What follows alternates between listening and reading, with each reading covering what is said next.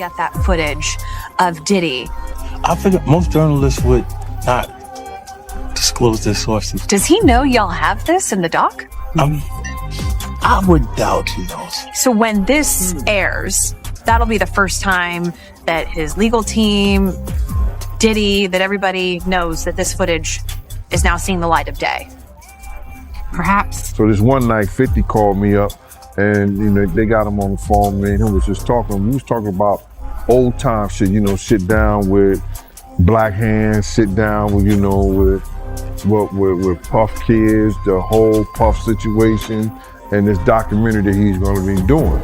Diddy really screwed up, and I'm not referring to his criminal trial, which has him sitting in prison right now, but it has to do with something that happened right before he got arrested. If you've seen the Netflix documentary about Diddy, Diddy The Reckoning, which 50 Cent produced, there's some footage there that had never been seen before. This is a photographer that Diddy hired to follow him around and document his life.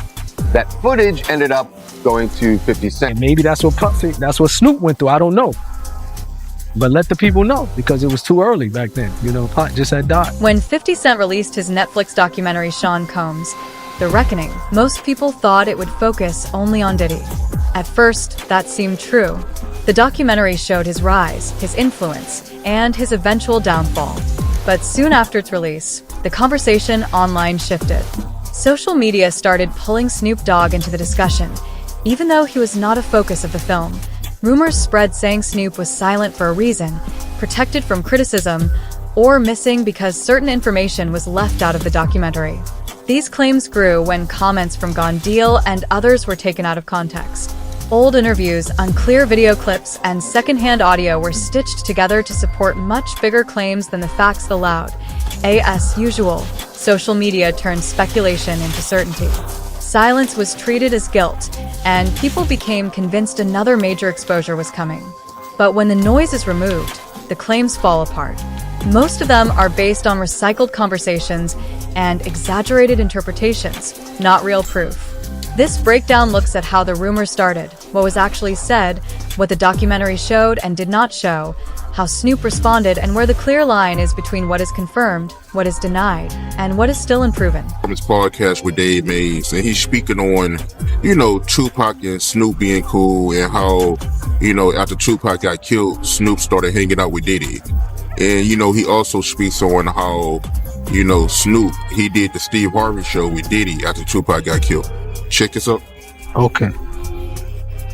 It's downloading right now. Then you look at the scenario how everybody used Pac to make their stuff famous or make their project better.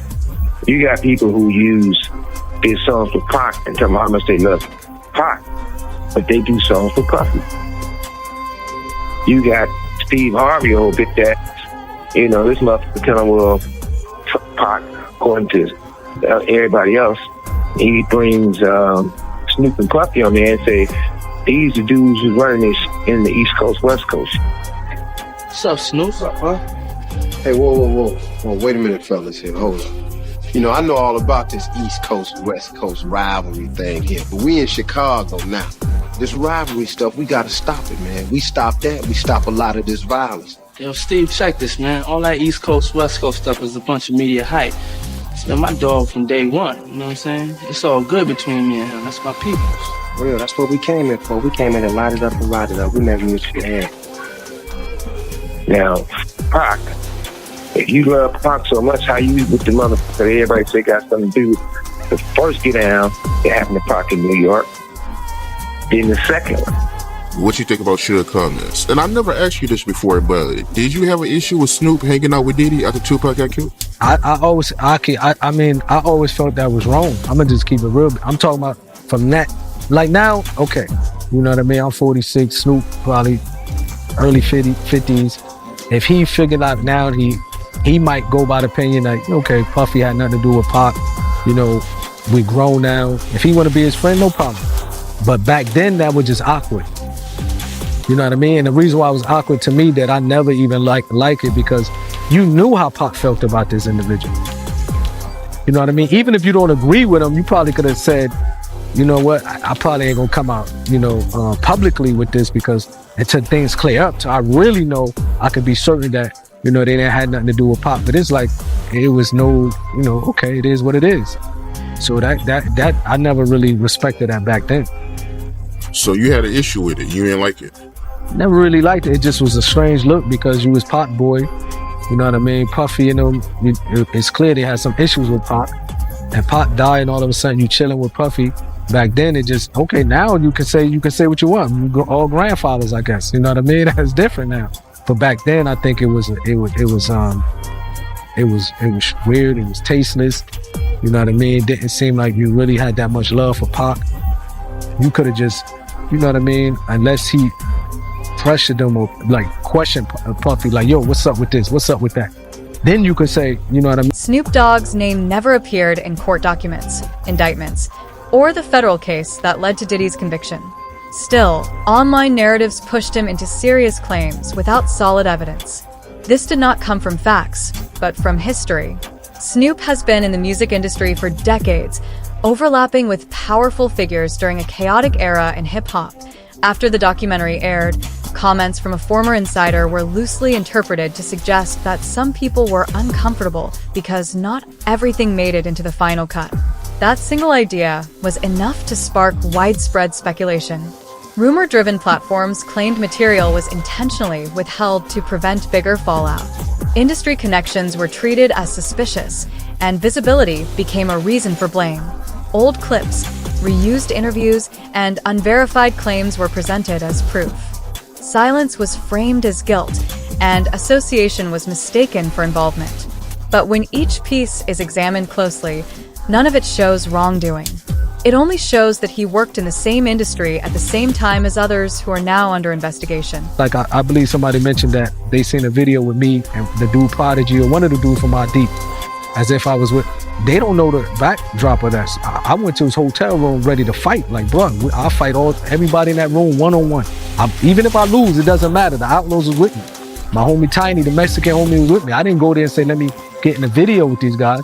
I went there knocking on their door, doom, doom, doom. Tell them dudes to come out. What's up with y'all? What's up with you and Pac? You got a problem with Pac? Because we could just fight like man to man, face to face, and then shake hands. That was my approach with them. But when they told me they didn't have no problem, I don't mind being with you. You know what I mean? I don't mind shaking your hand because they told me they had love for Pac.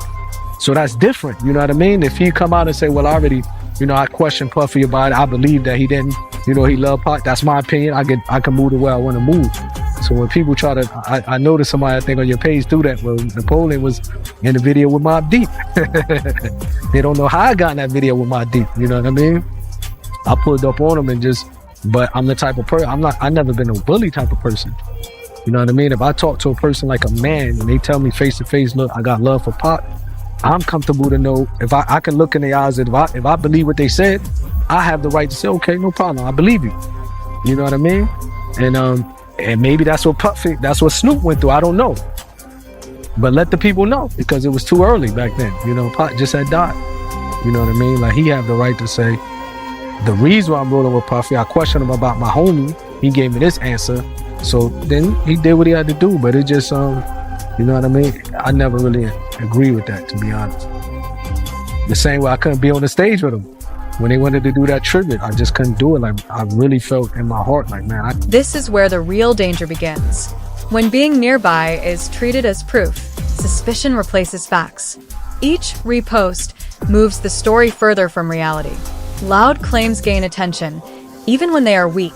Sean Combs, The Reckoning was never presented as an industry-wide takedown. It clearly focused on one person and one documented case. The documentary followed Diddy's rise through Bad Boy Records, the systems that protected him, and the patterns of control connected to his conviction. It relied on victim testimony, verified records, and the legal process that led to a 50-month sentence.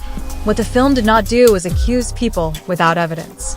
It did not pull unrelated figures into criminal stories. No part of the documentary accused Snoop Dogg, and nothing suggested his involvement.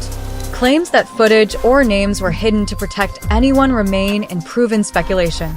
50 Cent has repeatedly said that only information that could be confirmed and legally defended was included. Diddy was doing a documentary thinking he was going to come out triumphant. Yeah, I didn't know that's how this started, is he started filming himself and getting this footage because he thought he was going to beat everything. Okay, Diddy that makes sense. Okay. has a relationship With Netflix. I knew that. with Ted Sarandis. I saw that. Yes. Okay. And he's filming it there. But of course, when you get, obviously it wasn't a clean sweep on the prosecutor's side, but you're still going to prison. Yeah. He basically kind of scraps it. It's not also Netflix is saying, because they commissioned it, right? Netflix is saying, all right, cool, just turn over what you got. And what we'll do, we'll make it what it is because we're just following reality. Diddy's like, well, hold on now. If I lost the case, I'm down to still do it with you, but I got to be able to control it. Now, Diddy was probably going to kind of shape this doc to make it look like, hey, this was malicious prosecution. They kind of went really hard at me. Mm-hmm. I'm not a perfect guy, but I am a good guy. Yeah. And Diddy was like, I need to be able to craft it. And Netflix was like, no, you're not. And he's like, well, my question is, did he sign the footage over to Netflix so they own it? Mm-mm. Like, how were they able to do this without his? No, but he didn't pay for it. So essentially, they're calling it a payment error. Ooh. So essentially, the deal falls apart, or he's like, we're not going to do this. So awkward. And the people who did the work that have all this footage, they're like, so wait, you told us to film because this is going to be on Netflix. Now you're saying Netflix doesn't exist and we're not getting paid because Diddy was going to pay with Netflix money. And Netflix realized this and they went to the filmers and said, hey. If anything, the documentary stood out because it showed restraint in a media environment that thrives on shock and exaggeration. It avoided naming anyone unless their role was supported by records or credible testimony that could withstand real scrutiny. That is why claims about hidden or suppressed footage continue to fail, and verified material has appeared. No court filings point in that direction. No investigators have named him in any inquiry. Instead, Snoop publicly supported the project after its release. He aligned himself with its creator and showed there was no behind-the-scenes tension. That public support contradicts the idea of fear or quiet panic because it does not match the behavior of someone worried about what might come out. Through the prison of a modern-day rhetorical genius. A modern-day rhetorical genius. We're talking about the one, the great, the 50 Cent. All right, this guy's skill at rhetoric is absolutely next level. And this totally ties in with, how he famously is a big fan of Sun Tzu, The Art of War. Now, rhetoric with a capital R, I can just give you the definition of that. That's basically public speech, particularly public speech that is to persuade. Any persuasive public speech is rhetoric, right? Now, we kind of break that down into two subcategories of rhetoric with a lowercase r and dialectic. Rhetoric is essentially everything else, and really what moves the needle with like 97% of people and 100% of groups, okay, is in fact rhetoric with the lowercase r. So again, stuff like this, 50 Cent is an absolute master of. Basically, he dropped this doc, this 50, this Sean Puffy Combs doc, and it's just kind of set the internet on fire. It's beating out Stranger Things. Like, it's a wild ride to watch, right? And one of the things that he does is he breaks down Diddy's character on. One often repeated claim comes from Courtney Burgess, who said he had flash drives connected to Kim Porter and suggested they contained sensitive material involving well-known figures. Online speculation quickly filled in the gaps by attaching names without evidence. Important context was ignored. Kim Porter's children publicly denied the authenticity of anything linked to her, and authorities have never verified the contents of those drives. From a legal standpoint, unconfirmed material proves nothing. To this day, no authenticated documents, footage, or filings have been released that name anyone or support these claims. Hints became assumptions, assumptions became certainty, and misinformation spread faster than facts. Rumors turned into headlines, headlines turned into narratives, and credibility was lost. Simply having unverified material is not proof of wrongdoing. Legal standards require validation and reliability, which social media often ignores. That is why claims of pressure or scrutiny fall apart. There is no sign of questioning, investigation, or legal connection tied to these allegations as of December 2025.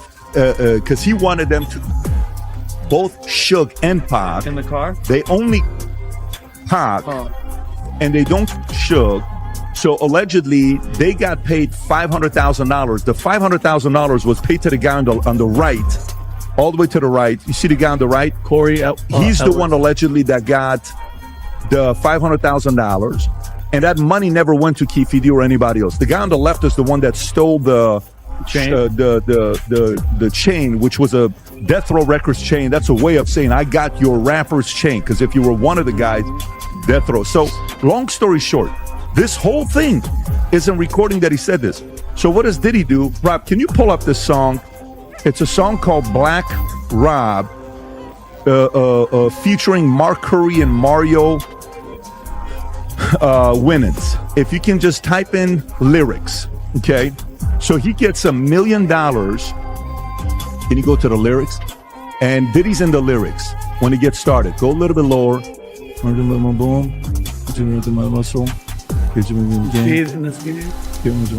you type in the word in there, Rob? Nice guy. Type Control F, nice guy. Okay, right there. Look at it's 1999. No more Mr. Nice Guy. Been nice too long.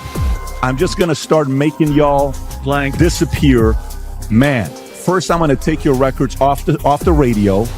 Then I'm gonna erase your social security number. Take your birth certificate out flies. I'm gonna do your whole effing family. Ain't nothing but mercy. And then, by the way, in the lyrics, he says, I'll drop $1 million on your head to erase you. Can you type in, I'll drop $1 million, just put Control F. Just go to Google and type this out.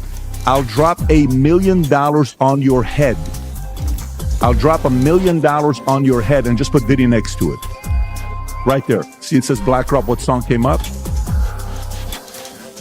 Right. I'll drop $1 million on your head. Erase you and your whole family, biatch. Wow. He's saying it in the song on what he did to get rid of two. Claims from Suge Knight have resurfaced many times over the years. He has repeatedly accused Snoop Dogg of betrayal and linked him to events surrounding Tupac Shakur's death, especially during moments when the industry faces renewed pressure. These are not new claims or new evidence. They are recycled accusations. They come from prison interviews meant to attract attention through controversy, not from verified findings. None of these claims have ever been proven. Snoop has consistently denied them, calling them false stories driven by old rivalries and personal resentment rather than facts. Most importantly, after decades of investigations into Tupac's killing, law enforcement has never charged Snoop, never named him a suspect, and never connected him to the crime in any official way. These claims may be loud and familiar, but they remain unsupported and not credible. For being out there and allowing Misha to come out there to make money, however she was doing it, to feed her family. He vowed down that it's like, yo, I ain't never f***ing with her again, and I ain't never f***ing with him again. Puff and Suge had a conversation behind the House of Blues about was we all right, and Tupac was alive. Tupac wasn't dead. So if it was a war, Suge ain't having no conversation with Puff about we good. I know he could be doing the Hoboken hustle, trying to fool him, brother. But had he killed my man or something like that, I wouldn't have no conversation with Puff. I'd been like, yo, you know what y'all niggas done? You know what happened? And it wasn't no conversation like that, brother. It wasn't no conversation whereas that, you know, Suge made Puff feel like I'm gonna get you a payback for what happened to Jake. This was more so that Puff, for whatever reason, Suge, for whatever reason he was mad at Puff, and Puff, for whatever reason he was mad at Suge, it was between them two. It wasn't no whole East Coast wanted the West Coast dead, and the West Coast wanted East Coast to dead, because they still was going out, still chilling, still at places with each other. It was Bad Boy, and it was Death Row. It wasn't no East Coast or no West Coast. West Coast dudes were still coming out on the East Coast getting love. East Coast niggas was still going out on the West Coast getting love. It was Bad Boy versus Death Row. And that's what it was, bro. And it was because of the two CEOs. But Suge tried to straighten it out. I gotta get at the Suge. The Death Row East Coast, the Death Row East was going to bring in Eric B. It was going to bring in Big D. And those brothers was from the East Coast. So now, they was looking for a representative to come to the meeting from Bad Boy so they could straighten out the between Pac and Big and Death Row and Bad Boy. And Puff is the one who refused. Puff is the one to refuse to send a representative or either come himself. And got mad at Zip and them because they were in the Mirage on 57th Street partying with Suge Knight. Got mad at them. And Zip hung up the phone on him behind that.